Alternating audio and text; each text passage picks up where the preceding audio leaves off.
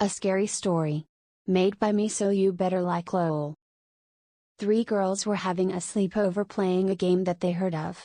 It was called the Black Figure game. Basically what you did was you close your eyes and turn off the lights and say black figure 5 times, and then you should hear loud knocking on your door. BTW, all of this is not a real game. The girls' names were called Sophie, Mariah and Tiana. Sophie was the one to say the words, but she said, "How about we do it all at once to be more scary?"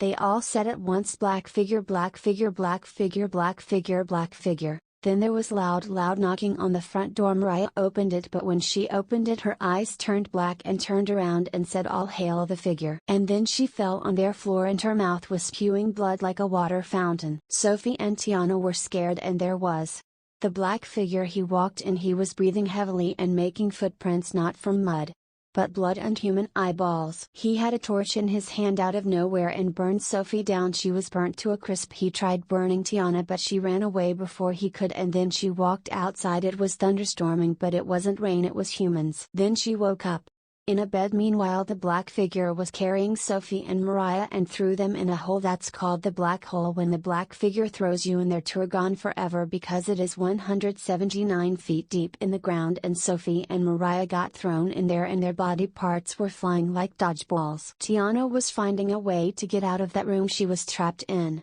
She saw her hairpin and picked the lock and got out, but when she opened the door it was a glass wall. It was strong glass, and behind the glass were the other black figure victims getting chopped in half. She was screaming like a maniac. She broke the glass and got out. Luckily. But when she got home she looked in mirror to see if she was okay. Of course she wasn't, but when she looked at the mirror it wasn't her, it was Sophie and Mariah, dead bodies staring into Tiana's eyes. Like and subscribe for part 2 and see what happens to them.